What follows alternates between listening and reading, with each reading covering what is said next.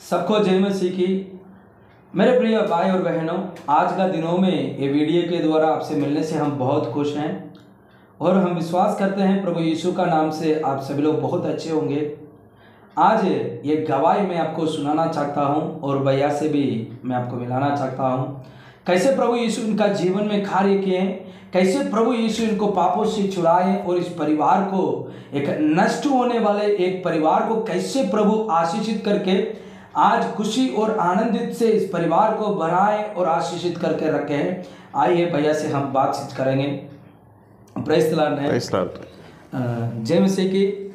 நீங்கள் யார், எங்கேருந்து வந்திருக்கிறீங்க, உங்கள் குடும்பத்தினுடைய காரியம் பின்னணி என்ன அப்படிங்கிறத சொல்லுங்கள்।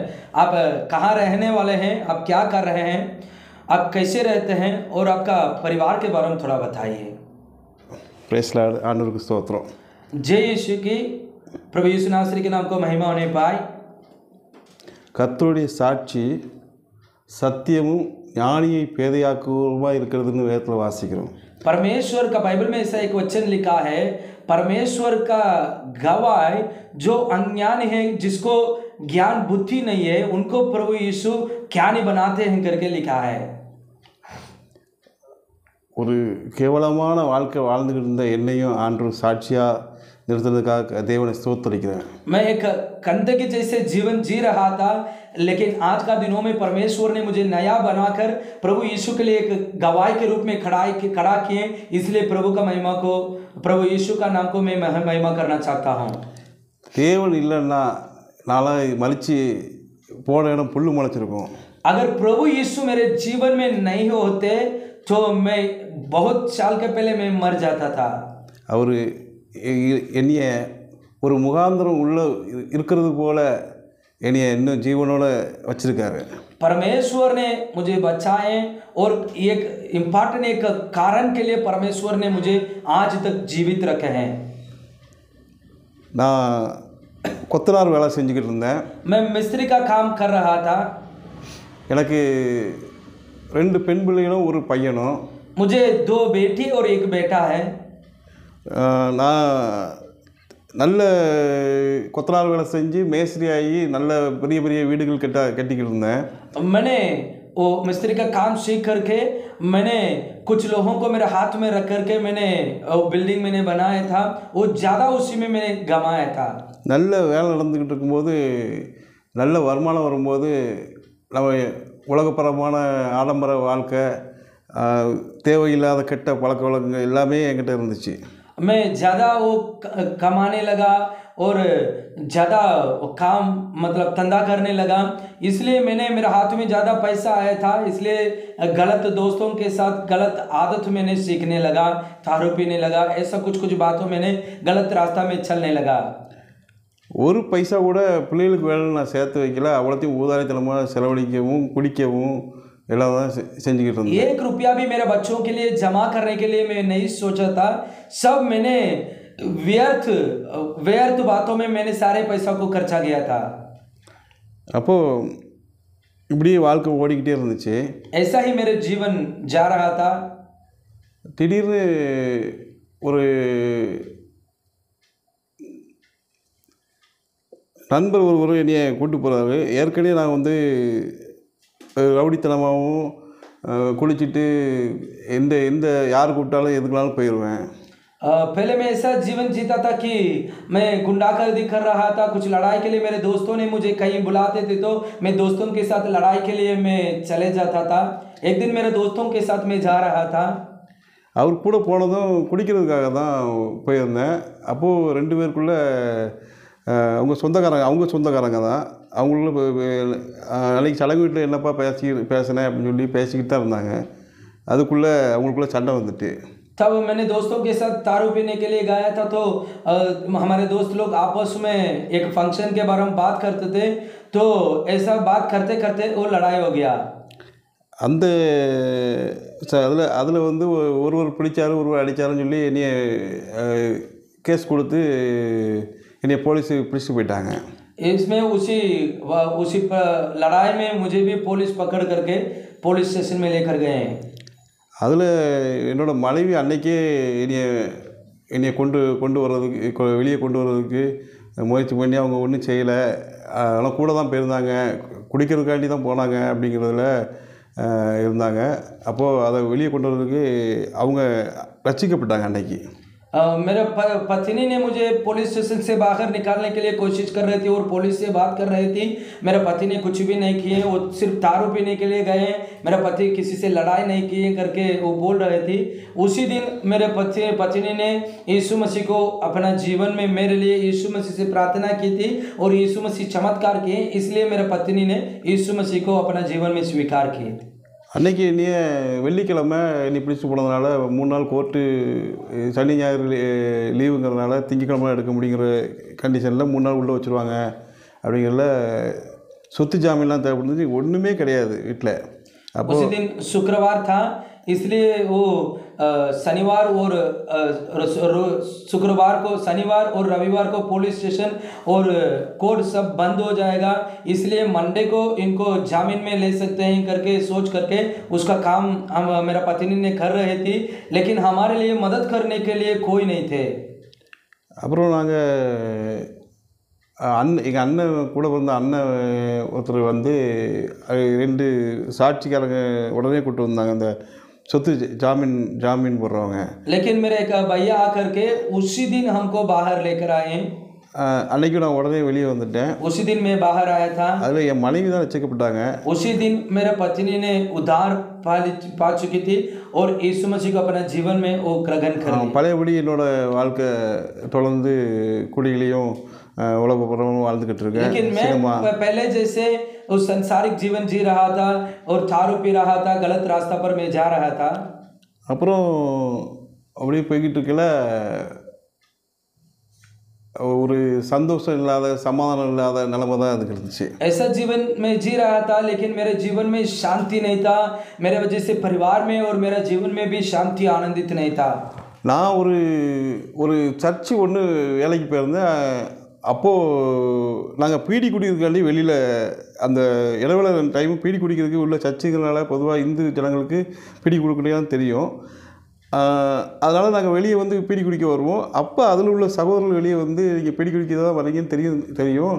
நாங்கள் கஞ்சாலாம் குடிச்சிருக்கோம், நீங்கள் போகிற பாதையில் நாங்களும் போயிருந்தோம். ஒரு பாதையில் வந்து புதகுழி இருக்குது, அந்த புதகுழியில் நீங்கள் இருந்துன்னா நாங்கள் சொல்லணும்ல, அதை சொல்கிறோம், நீங்கள் தயவு செஞ்சு நீங்கள் ஆர்டர் இது பண்ணி பாருங்கள் அப்படின்னு சொல்லி எங்களை அடிக்கடி சொல்லுவாங்க. நாங்கள் வேலைக்கு தொடர்ந்து போயிட்டு இருந்தோம். तब एक चर्च बिल्डिंग बनाना था। वो चर्च बिल्डिंग बनाने के लिए मैं उसी चर्च में काम कर रहा था।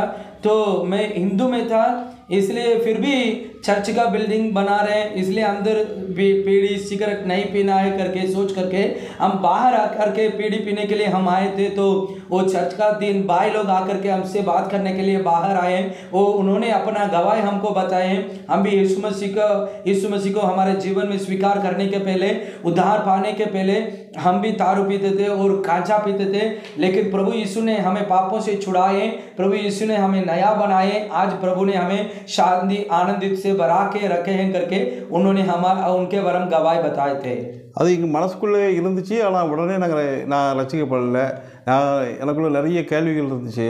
लेकिन उसी दिन मैं उद्धार नहीं पाया, लेकिन जो भाई लोग यीशु मसीह के बारे में गवाही बताए थे वो मैंने मेरे मन में रखा था।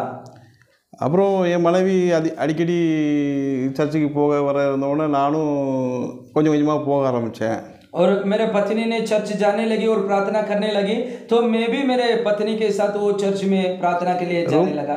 ரொம்ப அதில் ஈடுபாடு இல்லை, ஆனால் ஆண்டவர் அப்படின்னா ஒரு அன்பு உள்ளவர் அப்படிங்கிற மட்டும்தான் எனக்கு தெரியும். मैं ज़्यादा उसी में प्रार्थना और चर्च जाने में ज़्यादा इंटरेस्ट नहीं लिया था, लेकिन थोड़ा बहुत मैं पत्नी के साथ में जा रहा था। அங்கே போன உடனே பாஸ்டர் எல்லாருமே வந்து நிறைய விஷயம் சொன்னால் எங்களுக்கு அதுக்குள்ள அறிவோ ஞானமோ இல்லை.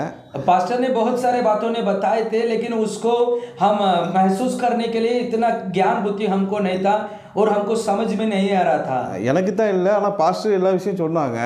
लेकिन पास्टर ने सारे बात हमको बताए थे। அப்புறம் அந்த ஒரு வசனம் கூட இருக்குது, நம்ம ஞானஸ்நானம் எடுத்ததுக்கப்புறம் திரும்பி அதே பாவத்துக்குள்ளே அதையே தொடர்ந்தோம்னா முன்னிலைமை காட்டிலும் பின்னிலைமை மோசமாக இருக்கும்னு சொல்லி, நாய் கக்கி தின்றதை போலவும் பன்றிகள் சேற்றில் இருந்தது போலவுன்னு சொல்லி ஒரு வசனம் உண்டு. அதை எனக்கு சொன்னாங்க. बाइबल में एक वचन है, पास्टर ने वो वचन मुझे बताए थे। वो बपतिस्मा लेने के बाद, प्रभु में आने के बाद अगर कोई पाप कर रहे हैं तो वो बिल्कुल गलत है। वो जैसे कुत्ता वो उल्टी करके उसको फिर से उसको खाता है, वैसे ही उधार पाए हुए लोग फिर से पाप करेंगे तो वो कुत्ता के जैसा और सुअर के जैसा है करके हमको बताए थे। தேடி வந்தவர் இயேசு என்னை ஒரு நிலைமையிலும் கைவிடலை. ஆனால் எனக்கு உடல் திமிரு அதிகமாக இருந்துச்சு, சாதி வெறி இருந்துச்சு, பணம் நிறைய கையில் வந்துச்சு. நான் அதை ஊதாரித்தனமாக செலவு பண்ணவும் வைக்கவும் பழைய ஞானஸ்நானம் எடுத்ததுக்கப்புறமும் அது ஒரு பொருட்டே பண்ணாமல் இஷ்டத்து தான் வாழ்ந்துக்கிட்டு இருந்தேன். और मैं बपतिस्मा ले लिया, फिर भी मैं उसके बारे में ज़्यादा ध्यान नहीं दिया था। मेरे बारे में जाति के ऊपर घमंड था और मेरे ऊपर मेरा शरीर के बारे में ज़्यादा बलवान हूँ करके मेरे बारे में घमंड करता था। वो अच्छा से यीशु मसीह का रास्ता पर मैं नहीं जा रहा था। இது மட்டும்தான் தெய்வம், அவர் தான் உண்மையான தெய்வம்னு அறியாமல் இவரும் ஒரு தெய்வம்னு தான் நான் நினச்சிக்கிட்டு இருந்தேன். मैं पहले ऐसा सोचता था कि मुझे नहीं पता नहीं चलता था, यीशु ही परमेश्वर करके मैं नहीं जानता था। मैंने ऐसा सोचता था कि यीशु भी एक परमेश्वर है करके मैंने जानता था, समझता था। எங்கள் அப்பாவோட ஊர் கிராமத்தில் கோயில் கூடலாம் நடந்துச்சு. அதில் நாங்கள் வரியெல்லாம் கொடுத்து அதாவது கலந்துக்கூடாதுன்னு பாஸ்டர் சொன்னாங்க. ஆனால் நான் வந்து வரி மட்டுமாவது கொடுத்துருப்பா, நீ கலந்துட்டு பரவாயில்ல அப்படின்னு சொல்லி ஊருக்காரங்க சொன்னாங்க. ओ मेरा गांव के लोग भी बोल रहे थे। मैं पहले हिंदू से अभी प्रभु में आने के बाद वो हमारे गांव में जब मंदिर का मेला होता था तो उसके लिए हमको पैसा देना पड़ता था और पास्टर ने उसके लिए मना करते थे, लेकिन पापा ने वो पैसा देने के लिए बोल रहे थे।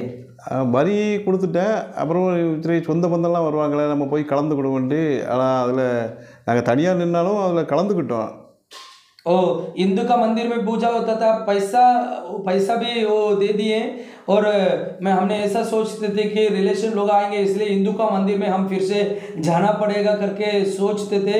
फिर भी हम उनके लिए हम हिंदू का मंदिर में भी फंक्शन के लिए जाते थे। அதுக்கப்புறம் தான் என் வாழ்க்கையில் மாற்றமே நிகழ ஆரம்பிச்சது. फिर उसके बाद परमेश्वर यीशु का दया से मेरे जीवन में बदलाव आया था। என்னாச்சுன்னா ஒரு சின்ன அடி என்னோட இடுப்பில் பைக்கில் போகும்போது கீழே விழுந்ததில் அடிச்சது. मैं जब बाइक में जा रहा था तो छोटा सा एक एक्सीडेंट हुआ था, उसमें मेरा कमर में वो लग गया। அந்த இடத்துல பட்டது எனக்கு ஒரு 5 நிமிஷம் வலி இருந்துச்சு. ஒரு வெத்த வரலை, ஒன்றும் செய்யலை. காலை உதறிட்டு நான் நடந்து வீட்டுக்கு போயிட்டேன். तब मुझे थोड़ा सा दर्द हो रहा था, 5 मिनट तक दर्द कर रहा था। फिर इसलिए मैंने उसके बारे में नहीं सोचा था, मुझे ठीक हो गया करके सोच करके मैंने घर चले गया। அது கொஞ்ச நாள் கழித்து அது சரியாக ரத்தம் போகாமல் उल्ले वेदन लग आरம்பிச்சிட்டு वो कुछ दिन के बाद उसी जिस जहां में मेरा कमर में लग गया था उसमें ब्लड सर्कुलेशन वो ठीक से नहीं हुआ था, इसलिए फिर से कुछ दिनों के बाद दर्द होने करने लगा। அந்த ஆக்சிடென்ட் நடக்கும்போது கூட நான் குளிச்சிருந்தேன். जब एक्सीडेंट हुआ था तब भी मैंने दारू पीता था। அது எனக்கு ஞாபகமே இல்லை, நான் விழுந்தது ஞாபகமே இல்லை. ஆனால் வீட்டில் வந்து சொன்னேன் மனைவிட்ட, நான் ஒரு நாள் கீழே விழுந்தது இல்லை, இன்னைக்கு நான் கீழே விழுந்துட்டேன் அப்படின்னு ஒரு வார்த்தை அவர்கிட்ட சொன்னேன். मैं कैसे मैं नीचे गिर गया करके मुझे याद नहीं था, लेकिन मेरा पत्नी के पास आकर के मैंने ऐसा बोला था, मैं एक दिन भी नीचे नहीं गिरा हूँ, लेकिन आज मैं नीचे गिर गया हूँ करके मैंने बताया था। அப்போது நாங்கள் சாரம் கொத்தனாருங்கனால இவ்வளோ வர சாரத்தில் மேலே சீலிங்கெலாம் பூசிட்டு குதிப்போம். சாரத்தை விட்டு இறங்கல லேசாக அசால்ட்டாக குதிப்போம். हम हमेशा ऐसा करते थे कि हमारा जो मिस्त्री का काम में ऊपर अगर हम कभी काम करते थे और काम खत्म करने के बाद हम ऊपर से हम हमेशा कूद जाते थे। அப்படி இருக்கல லேசாக உழுக்கிற மாதிரி வலி முதல்ல வந்துச்சு. तब मुझे थोड़ा सा दर्द करने लगा कमर पर। அப்புறம் நான் மாத்திரை சாப்பிட்டு சரியாக வரல. அப்புறம் எக்ஸ்ரே எடுத்தோம், அப்புறம் சிடி ஸ்கேன் எடுத்தோம். तब हम इलाज किए, इधर उधर किए और स्कैन और सीटी स्कैन भी हमने किए। அப்புறம் எம்ஆர்ஐ ஸ்கேனில் மட்டும்தான் தெரிஞ்சது அது ரத்தம் உள்ள அடைச்சிருக்கு, ஆப்ரேஷன் தான் பண்ணணும்னு சொன்னாங்க. फिर एमआरआई स्कैन किए तो उसमें पता चल गया उसमें ब्लड सर्कुलेशन ठीक से नहीं हो रहा है। 2013 அடிபட்டது 2015 ஆப்ரேஷன் பண்ணோம். 2013 में मुझे वो लग गया था, लेकिन 2015 में ऑपरेशन किए हैं। என்னோட அந்த உடல் வலிமை திமிரு எல்லாமே மாறுது. ओ मेरा शरीर का वो बल और मेरा घमंड और मेरा हिम्मत सब कुछ खत्म हो गया था। என்னால் ஒரு செங்கல் எடுத்து வைக்க இப்போ முடியாது. एक ईंट को उठाकर रखने के लिए मेरे शरीर में ताकत नहीं था। ஆனாலும் ஆண்டவர் கைவிடலை. फिर भी प्रभु मुझे कभी हाथ नहीं छोड़े।